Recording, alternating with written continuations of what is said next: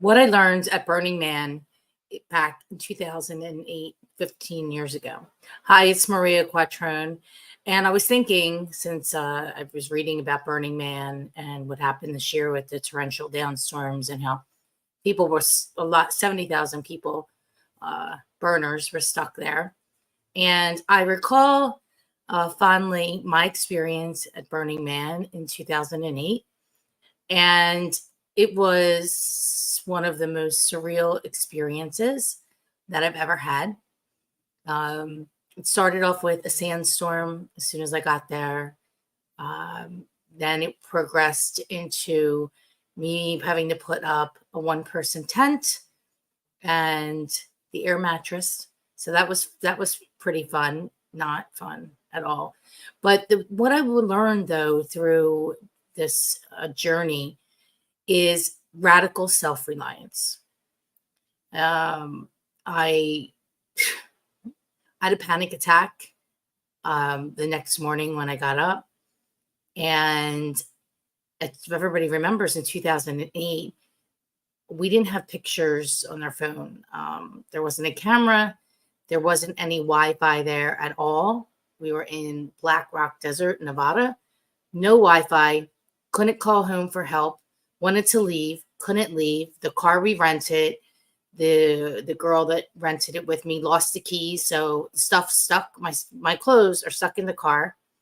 So somehow the car got opened, but we had no keys for the car. So eventually the car had to get towed. And that problem with that was that I had no ride to the Reno airport. And my friend was supposed to be taking us to outside to find a ride with somebody.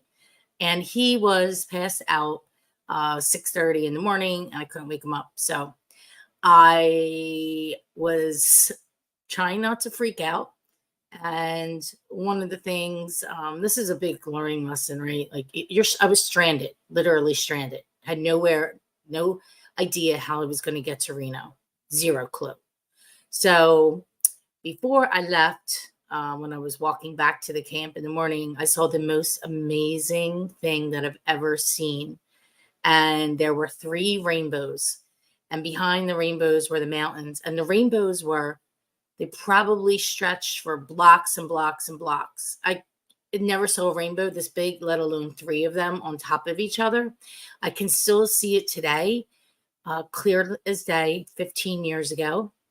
And it was so beautiful. So beautiful. I couldn't actually stop staring at the rainbow. So after my friend wouldn't get up, I found somebody else that was at our camp. And I said, listen, I'm going to use your truck. So I said, you sit in the passenger seat, I'm driving. And then the girl who lost the keys, I said to her, you go in the back seat, and this is what we're going to do. We're going to get next to as many cars as we can, and we're going to ask them if they're going to Reno Airport and if they'll take us. So I said, I'll take this side. I'm driving. I'm taking the left side. And I said, you take the right side, leave the windows down. And we threw our stuff into the back of the pickup truck. And it was this great, big, humongous pickup truck. And I'm just like, I got in and we started to ask people. And we're probably now, anyone that's been at Burning Man, it's like this mass exodus thing that happens. And cars are coming from all directions everywhere. So I was able to, after about 20 minutes, maybe 30 minutes, because there was a lot of traffic, I finally got somebody who said yes. They would pick us. He would take us to the airport. He was going to the Reno airport. And so I stopped the car, put it in the park. And I said to the girl, let's go get our stuff. Let's throw it in. We threw it in the back seat of his car. I got in the front seat. I said to the guy, the dude that was in the truck, I said, listen, thank you so much. How he was getting himself back to camp, I have no idea.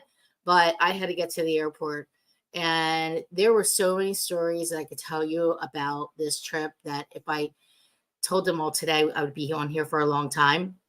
But that was self-reliance. I mean, talk about being stranded out in the desert, no cell phone to use, and you don't know anybody, and you don't know how you're going to get to an airport. I was going to have to like hitchhike. It was crazy. Anyway, self-reliance, Burning Man 2008, and it was radical for sure.